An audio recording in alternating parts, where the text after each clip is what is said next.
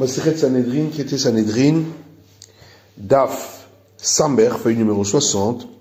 Nous sommes à la feuille 59, à la dernière ligne.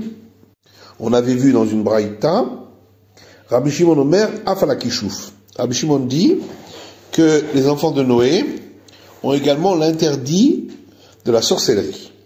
Maïtamel et Rabbi Shimon. La Gemara demande quelle est la raison de l'avis de Rabbi Shimon. Dirtiv, c'est parce qu'il est écrit dans la Torah, Mechashefa lo techaye, une sorcière tu ne laisseras pas en vie. Urtiv, et le verset suivant dit, Kol shochavim behema motumat. Tout celui qui a une relation avec un animal sera mis à mort. De là on apprend, Kol sheshlo bichal kol shochavim behema, yeshlo bichal mechashefa lo techaye, que tout celui qui a l'interdit d'avoir une relation avec un animal a également le commandement qui stipule une sorcière tu ne laisseras pas en vie, et donc ça s'applique également aux enfants de Noé.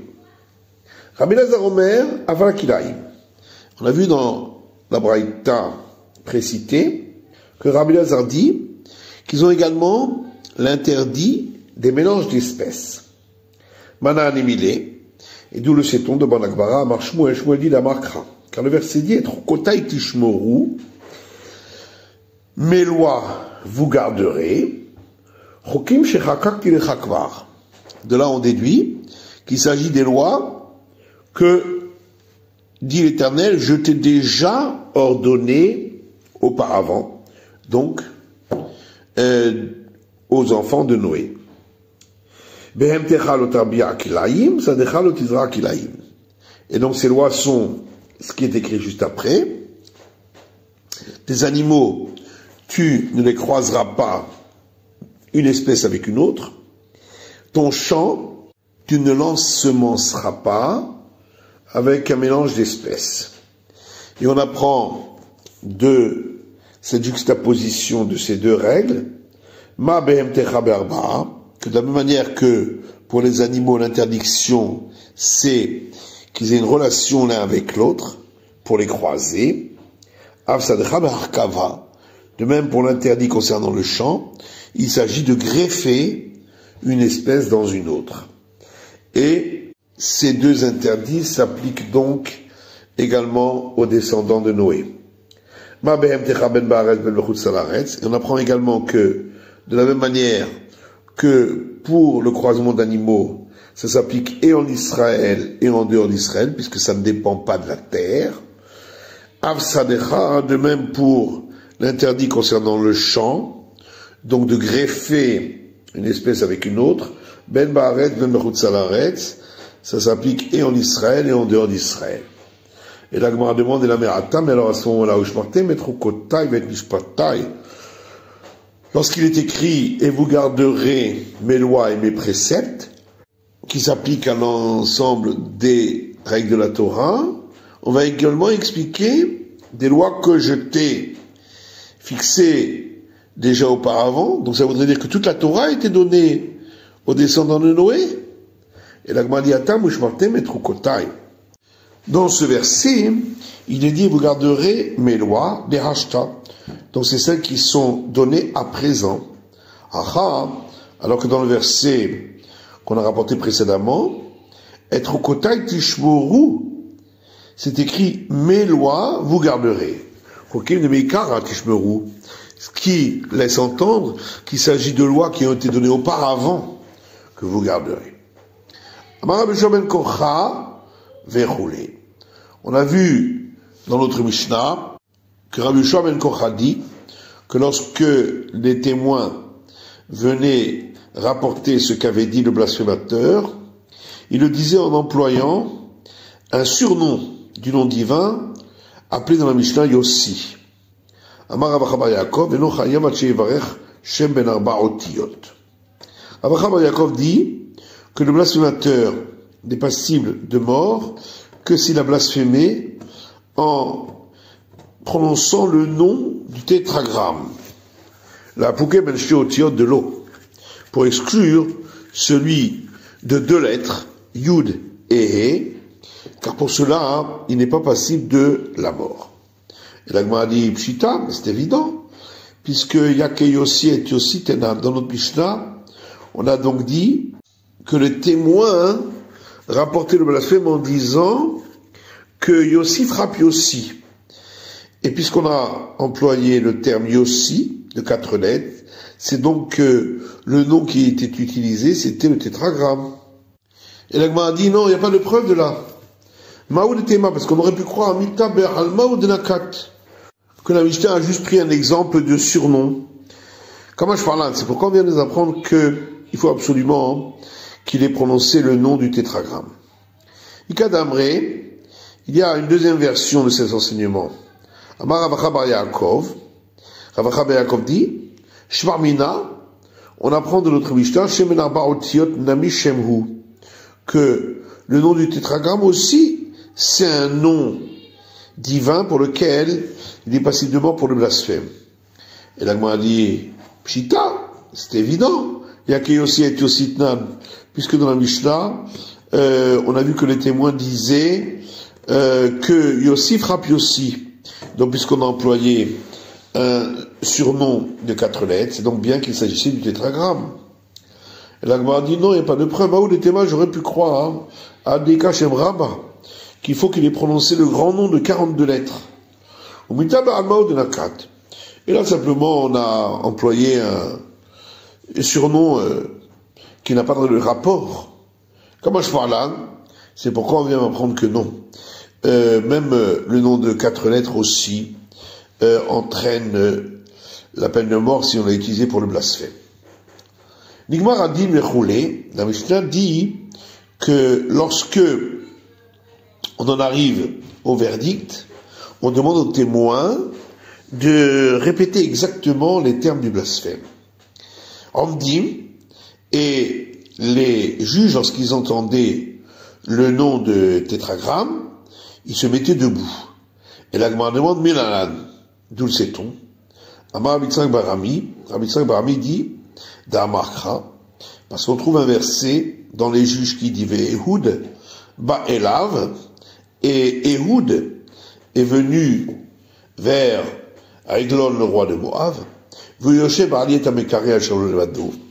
et ce dernier était assis à l'étage couvert d'un toit où il s'y trouvait seul. Vayomer Ehud, et Ehud dit, Dvar Elokim li elecha, j'ai à t'apporter la parole de Dieu Tout-Puissant. Comme à la Kissé, alors Aiglon s'est levé de son siège. Et de là, on peut donner un argument a fortiori en disant Oma Aiglon Melech Moav, si déjà Aiglon le roi de Moav, Shunochi, qui est un non-juif, Velo Yada Ela Bekinouy, et qui n'avait entendu qu'un surnom, pas le tétragramme. Amad, et malgré tout, il s'est levé, Israël, le Shem Ameforach, lorsqu'un juif entend le nom du tétragramme, Alachat Kama avec Kama, n'est-ce pas à plus forte raison qu'il doit se lever. Korin Menala. Et la Gemara demande, et d'où sait-on que les juges doivent déchirer leurs vêtements lorsqu'ils entendent le blasphème? Dire-t-il, parce qu'il est écrit dans le livre d'Isaïe, Vayavo Eliakim ben Chilkiyahu, et Eliakim fils de Chilkiyahu est venu, Vegomer, etc., le Shevna à Sofer, le Shevna le scribe, Veyoach ben Asaph, à Maskir, et Yoach, fils de Asaph, le secrétaire, El Chizkiyahu, chez Chizkiyahu, le roi Ézéchias, Kroaé Begadim, alors qu'ils avaient les vêtements déchirés. Vaïgidilo et Divrei Rav Shaké, et ils ont rapporté les paroles de blasphème qu'avait prononcées Rav Shaké, l'officier du roi d'Assyrie, qui était venu attaquer le peuple d'Israël. Donc on voit que quand on entend un blasphème, on doit déchirer les vêtements. Et la Mishnah poursuit en disant Velo ma'achin, et cette déchirure, on n'a pas le droit de la raccommoder à tout jamais. Midalan, et la Gemara demande d'où le sait-on. Amar Rabbi Avahu dit Atia kriya, on apprend de la similitude des termes déchiré qu'on trouve ici et déchiré qu'on trouve ailleurs. Tivacha, c'est donc écrit ici Kroaim Begadim, qui sont venus avec les vêtements déchirés. Uktivatam, il est écrit ailleurs, dans le livre des rois, Vélisha Ra'a, et Élisée a vu, lorsque son maître, le prophète Élie, est monté avec un char de feu au ciel, Vometzaek, et Élisée s'est mis à crier, Avi, Avi, mon père, Rechem Israël ou Parachav, le char d'Israël et son cavalier, Veloraouod, et puis il ne l'a plus revu. Alors, il a saisi ses vêtements, et les a déchirés en deux pans déchirés. Et la Gemara dit, puisque le verset a dit, il les a déchirés en deux pans, et Niodea Shen Kraim, ne sais-je pas déjà qu'il s'agit de pans déchirés, ou Madame le Makraim, et alors pourquoi le verset a-t-il rajouté déchiré? Mais la maître, ça vient nous apprendre, Shen Kroin Rolam, qu'on les laisse déchirer à tout jamais. Tanou Rabbanan, le sage ancien du Moraïta, Chana Shomea, que ce soit celui qui a entendu le blasphème du blasphémateur. Vechad Shomea, Mipi Shomea, et que ce soit celui qui a entendu d'un autre qui avait entendu du blasphémateur. Chayav Likroa, il doit déchirer ses vêtements. Va'edim el Chayav Likroa, et les témoins qui rapportent le blasphème n'ont pas l'obligation de déchirer. Chez Kfar Karou, Beshar, chez Chamou, puisqu'ils ont déjà déchiré lorsqu'ils ont entendu le blasphème du blasphémateur. Et la Gemara demande le Chikarou, Beshar, Chamou, Maïhavé. Et alors, s'ils avaient déchiré lorsqu'ils ont entendu le blasphème, qu'est-ce que ça change? Aka Shamayashta. Voilà qu'ils entendent à nouveau à présent lorsqu'ils le répètent. Et la Gemara dit lo Sakadatar. Tu ne peux pas penser cela qu'ils doivent déchirer une deuxième fois. Dire-t-il, puisqu'il est écrit dans le livre des rois. Et ce fut lorsque le roi Ézéchias a entendu les paroles de Rav Shaké, Vaikra el Begadav, alors il a déchiré ses vêtements. Amelech Eskiaou Kara. Donc on voit que seul le roi Ézéchias a déchiré. Vehem, et eux, les témoins, l'Okarou, n'ont pas déchiré à nouveau. Amar Avida Mashmuel. Avida dit au nom de Shmuel. Shomea Askara Mipiavet Kochavi. Celui qui entend un blasphème, où on a prononcé le tétragramme, de la bouche d'un non-juif idolâtre, et non Chayav Likroa, n'a pas l'obligation de déchirer ses vêtements. Veim Tomar Rav Shaké. Et si tu poses la question, voilà, concernant Rav Shaké, lorsque ils ont entendu son blasphème, ils ont déchiré les vêtements, Israël Moumaraya. Rav Shaké était un juif apostat. Ve'amar Ravuda Mar Shmuel. Et Ravuda dit encore au nom de Shmuel. En Korin, et là Hashem Amiyuchad Bilvad. On ne déchire les vêtements que lorsqu'on entend le blasphème dans lequel on a prononcé le tétragramme. La Poukekinou de l'eau, à l'exclusion d'un autre nom qui n'est pas le tétragramme, où on ne déchire pas les vêtements. Vous pliez des Rabbi Chia Betavaï. Et ces deux derniers enseignements sont en opposition avec celui de Rabbi Chia. D'Amar Rabbi Chia, Rabbi Chia dit, Shomer Askara Bismanazé, celui qui entend un blasphème où on a employé de nos jours, et l'Ochayav Likroa n'a pas l'obligation de déchirer ses vêtements. Chez Imiata Omerken, car si tu ne dis pas ainsi, dites-moi l'école à Beged Keraim, alors tous nos vêtements seraient remplis de déchirures, tellement il y a de blasphémateurs. Et la Gemara dit Miman, de qui entend-on de nos jours tant de blasphèmes? Et les Mami Israël, si tu vas dire de juifs, Mi Pekire Kulehari, est-ce que ils sont tellement éloignés pour dire tellement de blasphèmes? Et la Pshita Moed Kochavim. Donc évidemment, on parle de non-juifs idolâtres. Et Shem Amiyuchad. Et quel nom divin emploie-t-il pour le blasphème? Shem Amiyuchad, Si tu vas dire c'est le tétragramme, Migemire, est-ce qu'ils savent comment le prononcer? Et là, donc, n'est-ce pas, Bekinouï, qu'ils emploient d'autres noms divins, Shmarmina. Et donc on déduit de là, il va un désir ou de l'eau, que c'est seulement de nos jours qu'on déchire pas. Hamikara, mais avant cela, Chayav, on avait l'obligation de déchirer, même pour le blasphème prononcé par un non-juif, et même si on n'avait pas utilisé le tétragramme. Shmarmina, donc on a bien une preuve que c'est cela, l'avis de Rabbi Chia. Sheni Omer Afani Kamohu, la Mishnah dit, le deuxième témoin, lui disait, moi aussi j'ai entendu comme lui. Shakish dit, Shmarmina, de là on apprend, Afani Kamohu, que lorsqu'un témoin dit, moi aussi, je peux témoigner comme lui. Kacher Bedine Mamonot ou Bedine Fashot. C'est valable en vérité pour les jugements d'affaires d'argent comme pour les jugements de peine de mort. Au Ma'ala ou Daoud Rabbanan, les sages ont simplement été plus sévères et ont demandé que le deuxième témoin répète le témoignage. Mais et ici,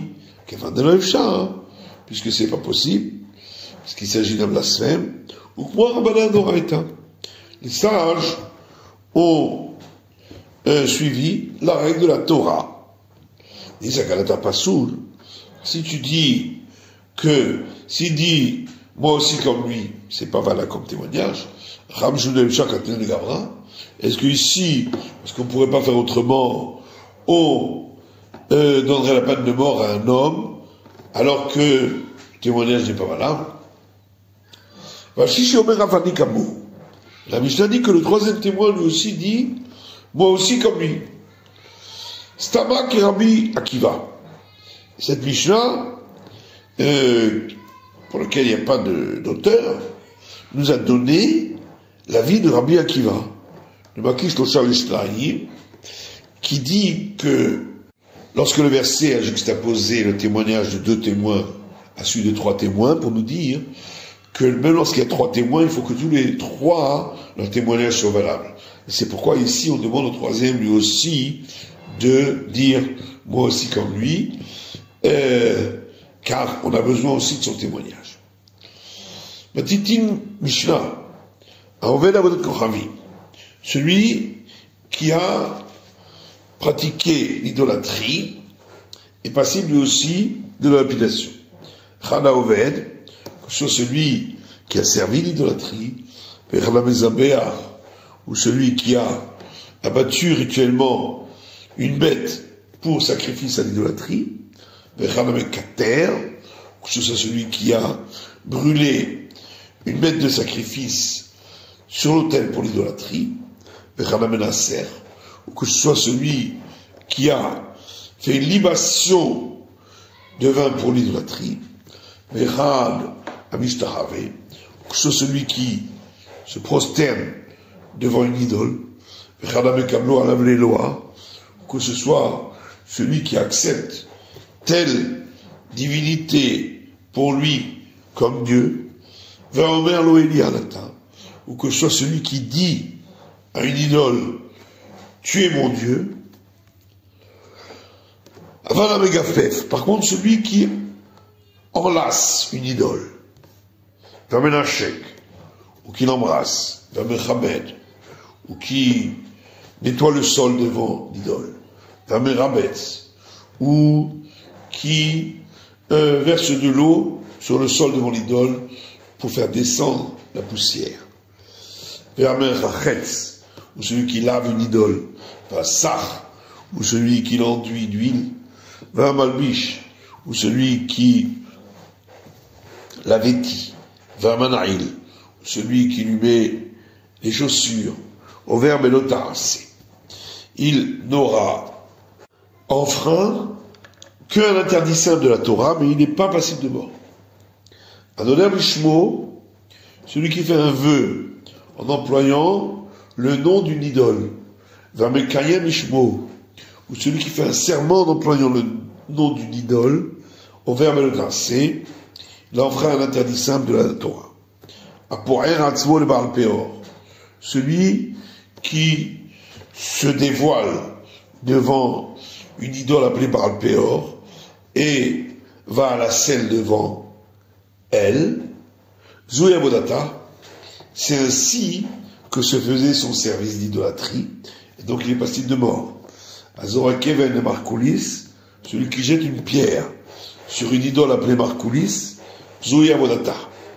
C'est ainsi qu'on la sert, et donc il est passible de mort.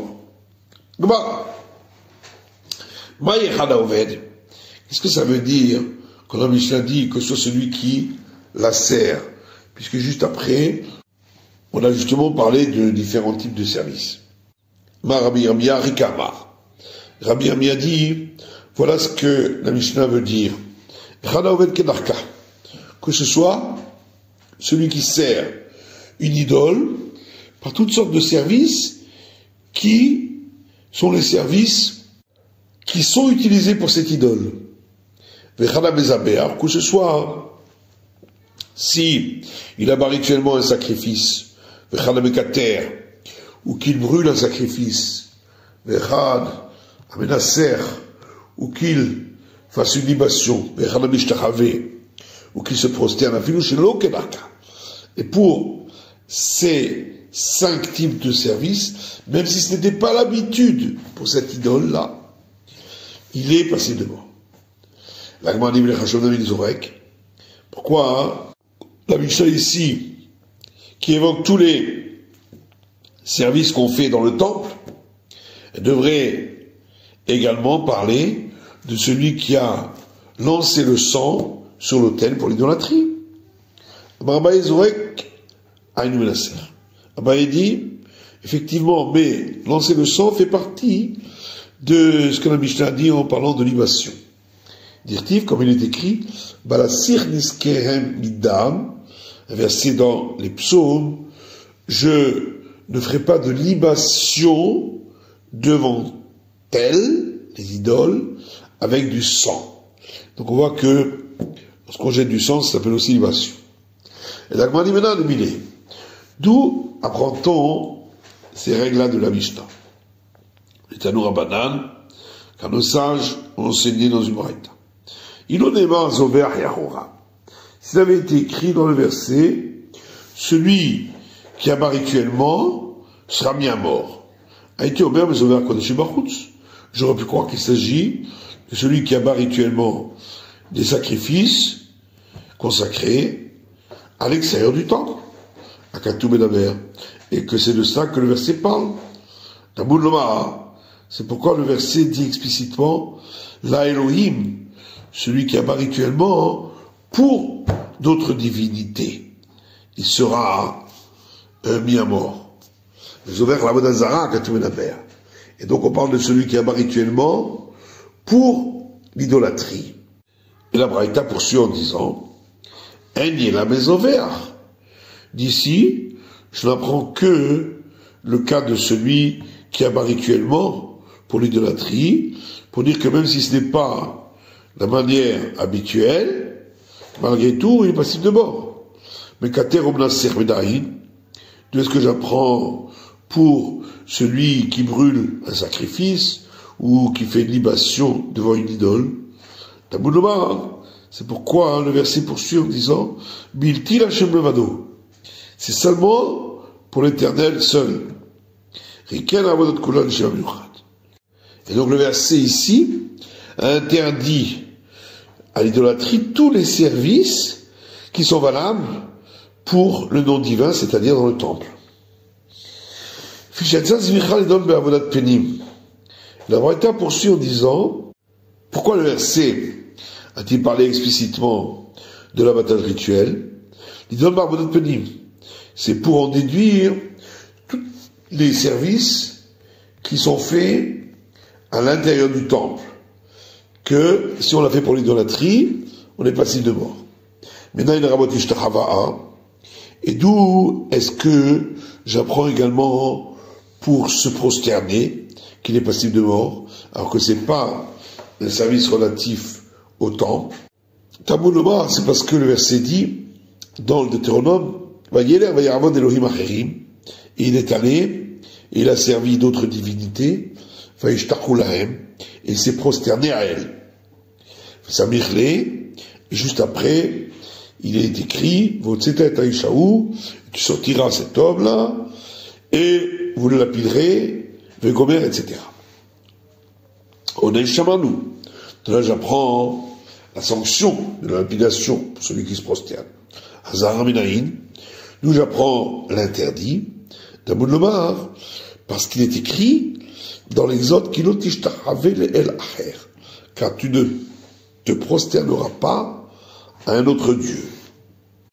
La Braïta poursuit en disant Yachol Shani Marbe Amegapef Vamenashek Vamanaïl.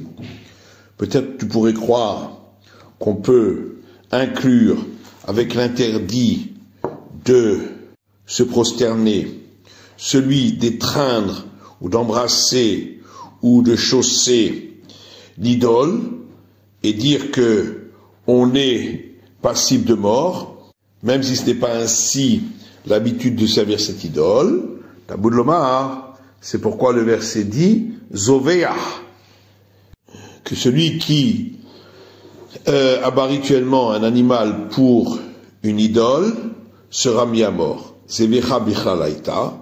Or, abattre rituellement un sacrifice faisait partie de l'ensemble des services de l'idolâtrie.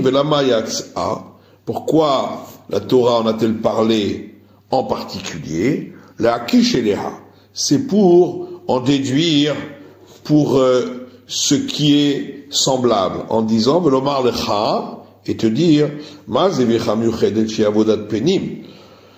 De la même manière que l'abattage rituel a ceci de particulier, que c'est un service que l'on fait dans le temple, vechayavin aleamita, et si on le fait pour l'idolâtrie, on est passible de mort. Avkol she avodat penim, de même tout ce qui est un service qu'on fait dans le temple, vechayavim aleha mita, si on le fait pour l'idolâtrie, on est passible de mort. Par contre, se prosterner est un cas particulier que la Torah a écrit, parce que même si ce n'est pas l'habitude de servir ainsi l'idole, malgré tout il est passible de mort, l'idole dans la kalkulo. Et l'abattage rituel dont a parlé la Torah vient pour déduire que tout service que l'on faisait dans le temple, si on l'a fait pour l'idolâtrie, on est passible de mort, même si ce n'est pas un service inhérent à cette idole. Amarmar. Alors on reprend les termes de cette braïta. Haïti Omer bezover kodashim bachutz. S'il avait été écrit dans le verset que celui qui abat rituellement sera mis à mort, j'aurais pu croire qu'il s'agit de celui qui a abattu des sacrifices à l'extérieur du temple, à Katou Bedaber, que le verset parle. Zover kodashim bachutz karetu. La Gemara dit, mais comment est-ce possible? Voilà que celui qui abat rituellement des sacrifices en dehors du temple est déjà sanctionné par la sanction du retranchement. Et la Gemara répond, à Kanatachamina, on aurait pu croire, qui a trouvé Ketala, que si on l'avait averti auparavant, qu'il l'a trouvé, et si on l'avait pas averti auparavant, Karet, il serait passible alors de la sanction du retranchement. Kamash par là, c'est pourquoi on vient m'apprendre que dans tous les cas, il n'est passible que de la sanction du retranchement, et la peine de mort a été dite dans le verset pour celui qui pratique l'idolâtrie, et c'est pourquoi le verset a dit celui qui abat rituellement pour des autres divinités. Amale Rava Bar Rav Hanan le Abaye, Rava Bar Rav Hanan dit Abaye, Ema Yatzei Shtachava l'amène à la Kalkulo. Pourquoi on ne dirait pas que lorsque la Torah a parlé de se prosterner, c'est pour en déduire pour tout ce qui ressemble, pour tout service qui vient honorer l'idole, même si ce n'est pas le service de cette idole. Ritema zoveach lamali.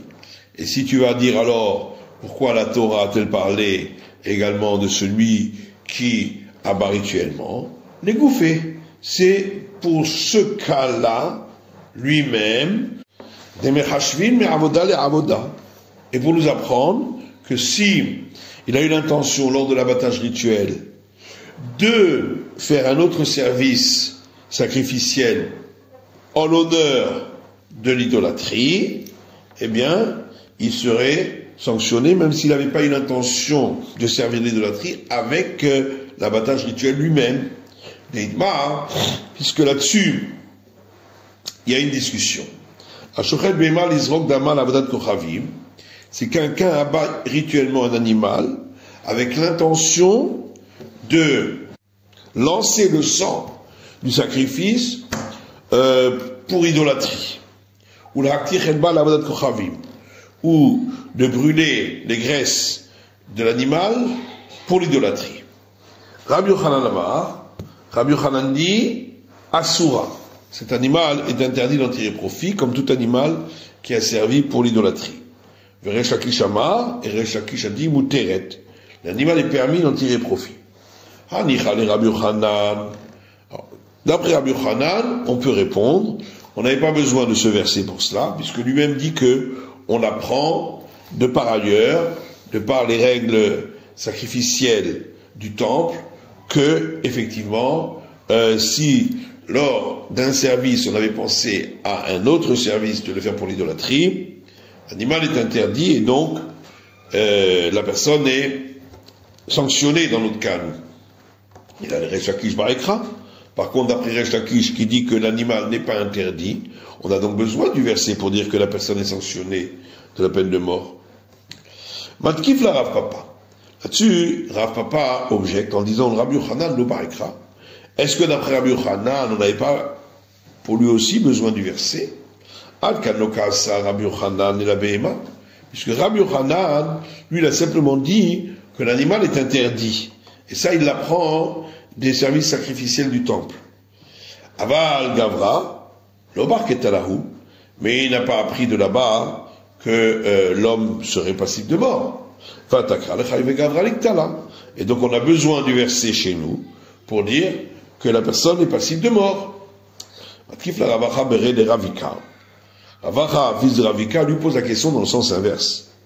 Ou les Resh Lakish me barekra. Même d'après Resh Lakish, est-ce qu'on aurait eu besoin de ce verset pour cela? Ad kano kashari Resh Lakish et la Behema. Voilà que Resh Lakish, lui, n'a fait qu'autoriser l'animal. Aval Gavra Barketalahu. Mais, pour ce qui est de la personne qui a fait l'abattage rituel, bien sûr qu'il est passible de mort. Même sans le verset. Midedava mishtachave lehar. Comme on voit pour celui qui se prosterne devant une montagne qu'il idolâtre. Dehar mutar, la montagne reste permise parce qu'elle fait partie du sol, vers Ovdam et Saïf, alors que celui qui a servi cette montagne est passible de la peine de mort par le glaive. C'est la fin de l'étude du DAF Samer de la feuille numéro 60.